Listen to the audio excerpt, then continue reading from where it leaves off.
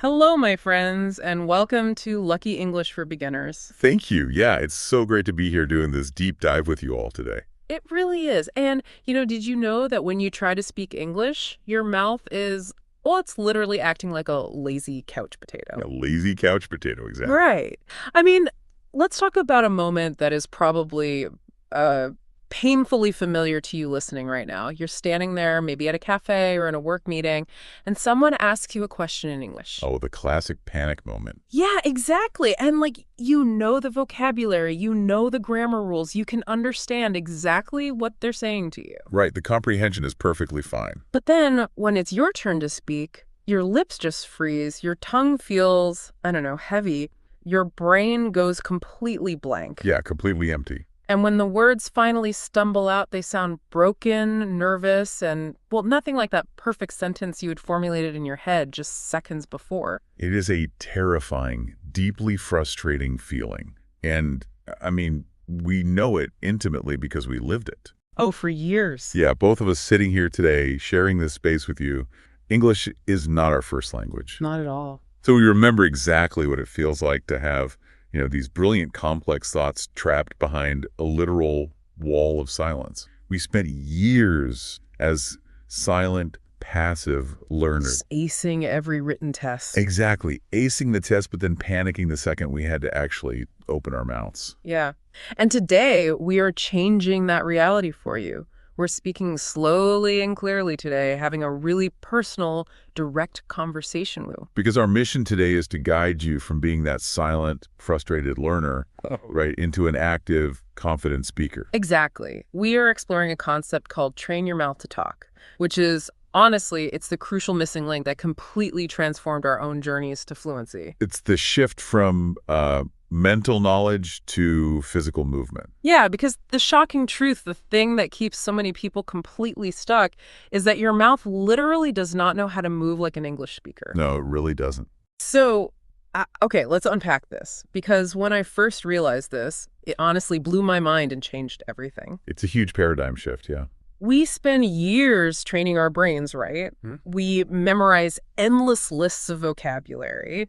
We study complex verb conjugations, but we completely, utterly ignore our face. Our lips, our tongue, the jaw, all of it. Right. In your native language, you've repeated the same specific physical movements millions of times since you were a baby.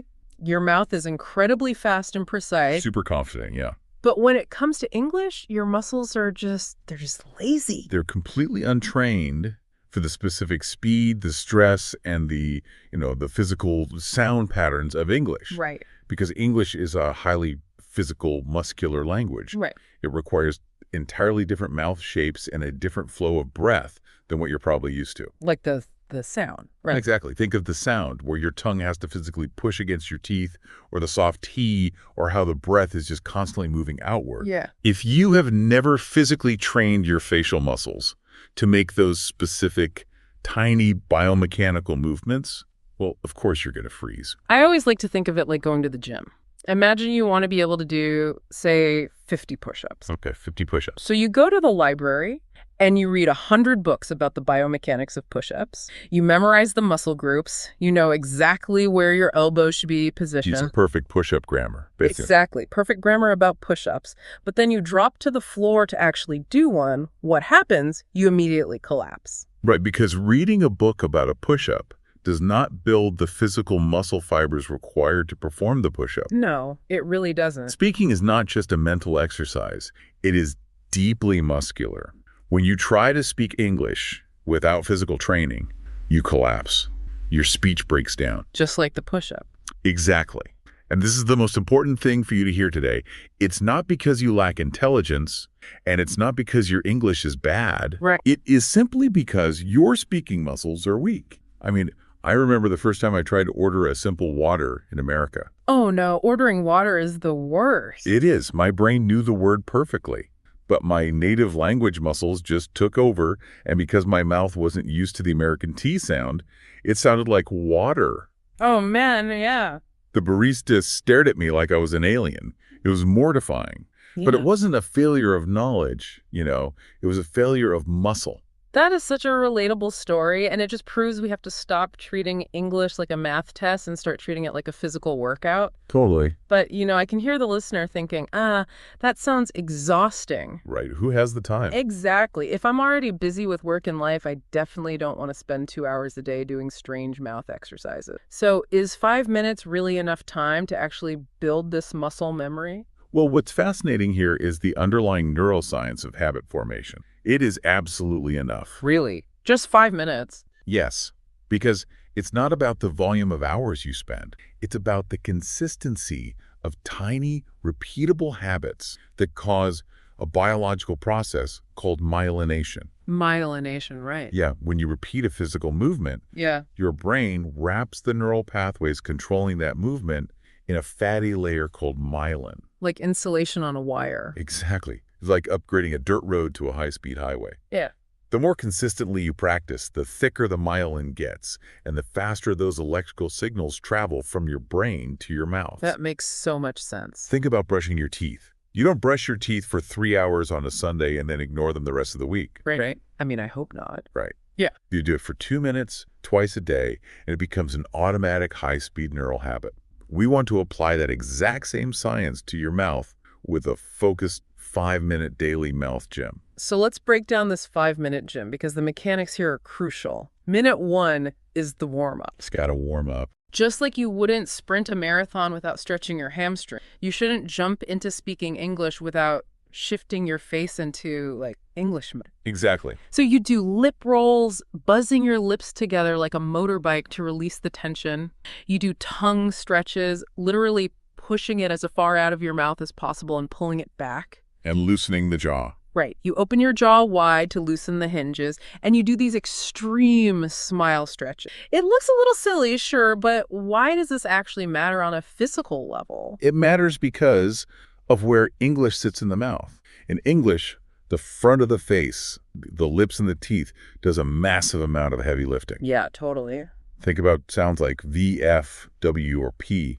In many other languages, sounds are produced much further back in the throat or the soft palate. Right. If your lips and jaw are tense, those front-of-mouth English sounds will be physically blocked. A warm mouth releases the physical tension that builds up when we're anxious. That makes perfect sense. And then we move to minute 2, the mirror technique. You stand in front of a mirror, make direct eye contact with yourself, and say one simple sentence in English 5 times. Now, I have to say, this sounds incredibly uncomfortable. Oh, it is. Looking yourself directly in the eye while speaking a language you already feel insecure about, that sounds like a recipe for a panic attack. Yeah, but that discomfort is exactly why it works. It targets and kills the fear of judgment. Okay, how so? When you look in the mirror, you become hyper-aware of how you actually look and sound. You are facing your own worst critic yourself. Wow, yeah. Most learners look away, down at their shoes, or close their eyes when they struggle. But when you can comfortably speak to your own reflection without breaking eye contact or feeling ashamed, speaking to a stranger at a coffee shop becomes infinitely easier. You're systematically desensitizing yourself to the vulnerability of... Exactly. You are building speaking presence. I love that. You conquer the mirror, you conquer the room. Then we move into minutes 3 and 4, which is where we do shadow speak. The heavy lifting. Yeah, this is the heavy lifting of the workout. You find a short 5 to 10 second audio clip of a native speaker. It could be from a movie, an audiobook, or an interview. Just something short. Right. You listen and immediately you repeat it aloud. But the key rule is you do not worry about the grammar. You try to match the exact speed, tone, rhythm, and emotion of the speech. Yes, the emotion is key. But wait, I have to push back here. I've tried shadow speaking before. I listened to an audio clip, I repeated the sentences, and I just felt like a mockingbird. I wasn't actually retaining any vocabulary. Ah, I see. Aren't we just teaching people to be mindless parrots? That is a brilliant point, and it's where most learners get shadowing completely wrong. Mindless parroting is just making noise. Right. True shadow speaking is intentional muscle training. You are not trying to memorize the vocabulary in that moment. You are trying to capture the physical sensation of the language. The physical sensation, okay. Yeah.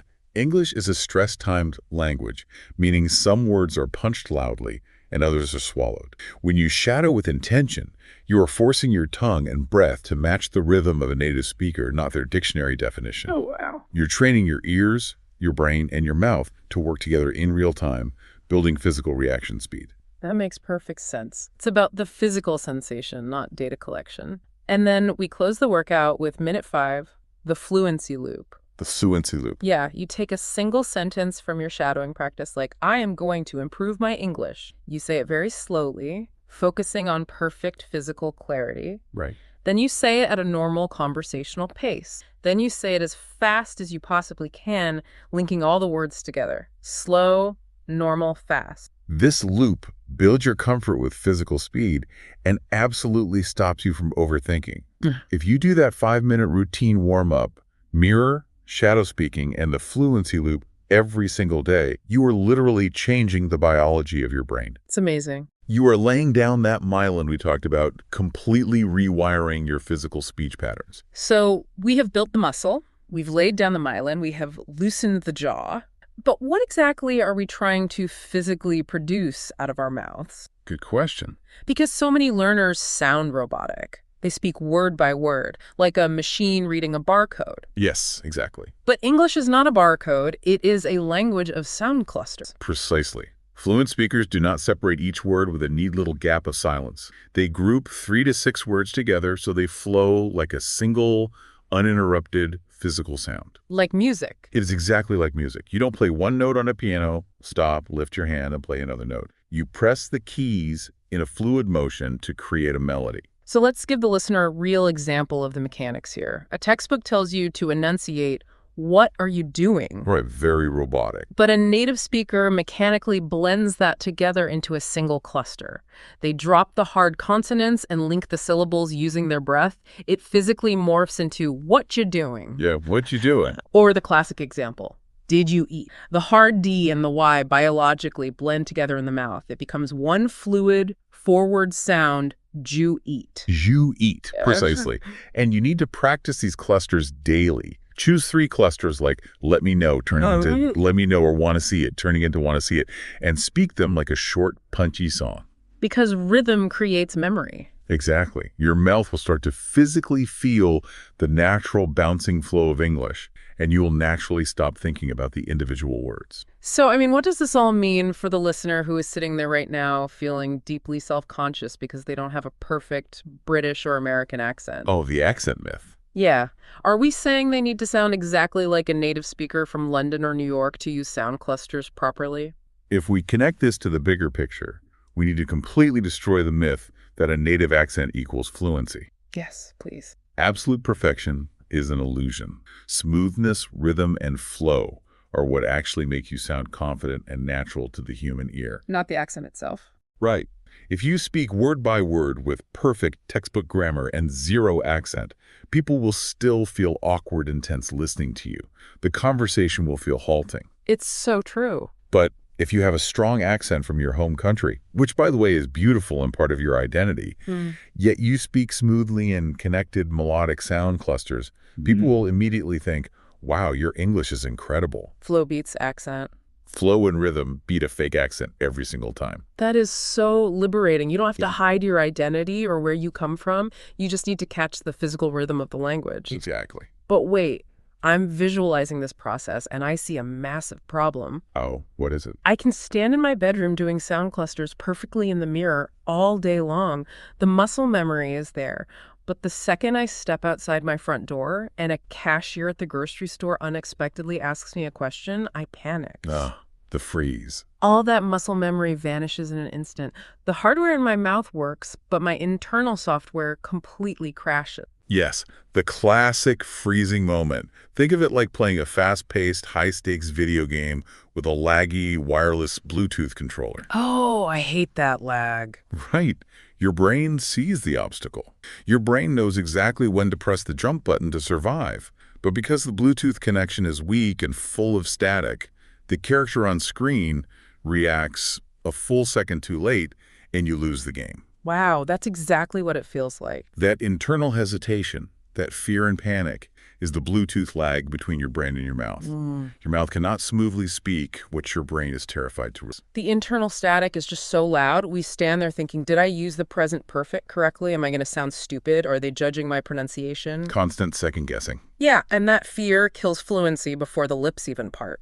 So how do we fix that Bluetooth lag? How do we train the brain and mouth to sync up instantly? The answer is emotion. Yes. People remember your energy, your intention, and your emotion long after they forget your grammar. And, here's where it gets really interesting. When we speak our native language, we aren't scanning a mental dictionary for words. No, not all. We just feel the emotion we want to convey, whether it's joy, anger, or urgency. And the words biologically follow that feeling. We need to train our brains to do that in English. Exactly. This means practicing like a professional actor preparing for a movie role, not like a stressed student cramming for a test. Let's try taking a very simple, everyday sentence like, I'll be there in 5 minutes. If you practice it as a student, you say it flatly, staring down at a notebook, completely disconnected from your body. Very robotic. But if you practice it like an actor, you physically change your state. Say it like you are incredibly angry and someone is rushing you. I'll be there in 5 minutes. I feel the tension there. Yeah. Now physically change your posture and say it like you are so excited because you just won the lottery. I'll be there in 5 minutes. Huge difference. Now shrink your shoulders and say it nervously. I'll be there in 5 minutes. Do you feel the difference there? When you attach strong visceral emotion to the words, your brain completely forgets its fear of making a grammatical mistake. Stop judging yourself. Exactly. You stop judging your pronunciation because your nervous system is too busy processing the energy and the physical reality of the sentence. You become expressive, dynamic, and human. Fluency is fundamentally about feeling, not fear. And this ties directly into how we process the language internally, because so many of us trap ourselves in what I call the endless translation loop. Oh, a translation loop is a killer. Someone speaks to us in English, we hear it, and we internally translate it into our native language. Then we formulate our reply in our native language. Right. Then we painstakingly translate that reply back into English. And then finally, we send the signal to our mouth to speak. Which takes forever. Exactly. That entire process takes 5 to 10 seconds. And by the time you open your mouth, the conversation has already moved on. So, this raises an important question for you listening right now. How much is that internal translation lag holding back your real-time reaction? Probably a lot. Right. Your brain loves shortcuts. It wants the path of least resistance. We have to bypass the native language entirely by creating what we call, this means that, mental connections. We have to cut the middleman out of the translation loop. Let me explain exactly how that works mechanically. Let's take the phrase, I am starving. Okay. Normally, you connect the English phrase, I am starving, to the specific vocabulary word for hungry in your native language. Instead, you need to connect the sound of I am starving directly to the physical, biological feeling of an empty, rumbling stomach. You bypass the word entirely. Exactly.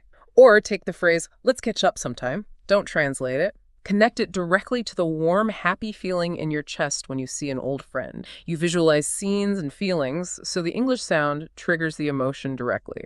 And when you combine that emotional, visual shortcut with the physical movement of your body, using your hands, changing your posture, walking around the room while you practice, you cement the language deeply into your central nervous system. You're not just memorizing data anymore. No, you are training your entire biology to react with true presence. Which brings us to the final unifying piece of the puzzle. We have the daily 5-minute muscle gym, we have the musical rhythm of sound clusters, and we have the emotional lag-free brain-mouth connection. The trifecta. Right. Now, how do we combine all of this into our daily practice without just becoming a mindless, repeating parrot?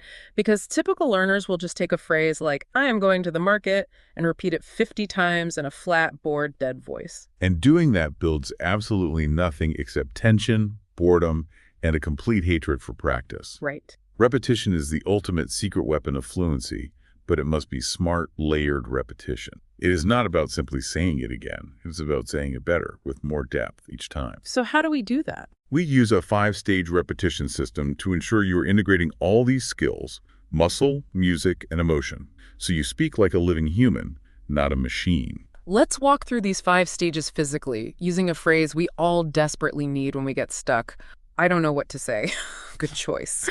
Stage 1 is slow clarity. You say it very slowly, intentionally stretching out the vowels, feeling exactly how your lips, teeth, and tongue physically interact. I don't know what to say. Really feeling every movement. Yeah, feel the vibration in your chest. Notice where your tongue taps the roof of your mouth. This is pure, isolated physical muscle training. Then stage 2 is natural flow. Now you bring in the sound clusters and the rhythm.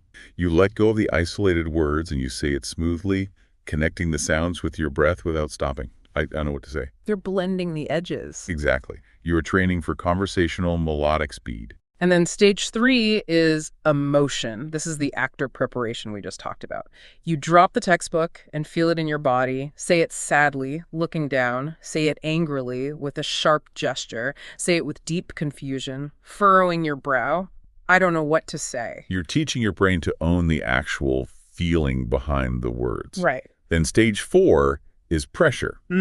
You say the sentence as fast as physically possible while maintaining your muscular control. That sounds intense. It pushes your physical limits. It challenges your tongue speed and forces your brain to fire those electrical signals rapidly. It trains your nervous system to react under stress so that when you return to a normal conversational pace, it feels incredibly slow, spacious, and easy by comparison. And finally, stage 5 is real-world use. You close your eyes and imagine yourself in 3 completely different, highly vivid situations. Feel the environment. Set the scene. Right. Imagine you are in an intimidating job interview and the CEO just gave you a massive compliment.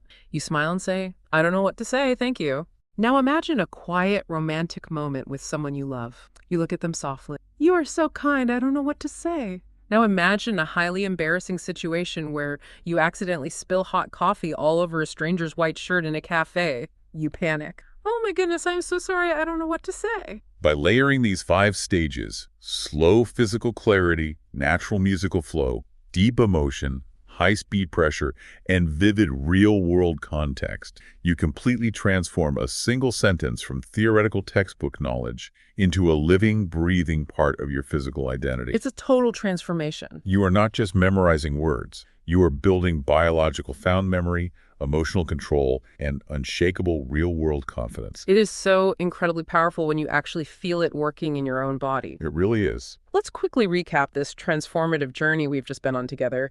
We started by confronting the uncomfortable, undeniable reality that having perfect English grammar in your head is entirely useless if your facial muscles are weak and untrained. Speaking is a physical, biomechanical discipline. Yeah.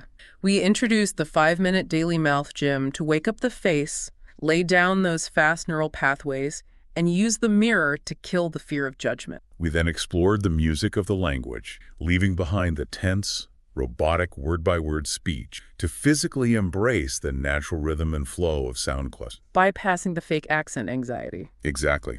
We upgraded the software in the brain by clearing out that Bluetooth lag, connecting the English words directly to real, visceral emotion, and bypassing the slow, clunky translation loop entirely. And finally, we brought all of that hardware and software together with the 5-stage smart repetition system, ensuring that every single time we practice, we aren't just making noise, but actively building deep layers of physical and mental fluency. Because here is the ultimate truth. Fluency is not some magical, distant destination you eventually arrive at by passively consuming more vocabulary lists or watching more grammar videos. Definitely not. It is not a genetic gift. It is a daily, active, physical decision. It is the brave decision to train your voice, to face your own reflection in the mirror, and to lean into the awkwardness and discomfort until it becomes second nature. That's beautifully said. The passive learner collects tips in a notebook and stays silent in the real world.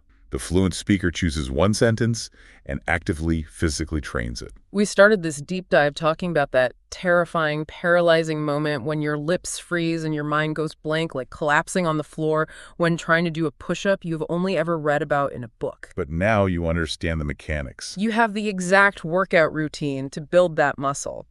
So I want to leave you with a final, slightly provocative question to chew on as you go about the rest of your day. Let's hear it. If repetition and physical muscle memory are the invisible bridge between silence and true fluency in language, what other invisible skills in your life are you treating as pure mental knowledge when they actually require physical, messy, real-world practice?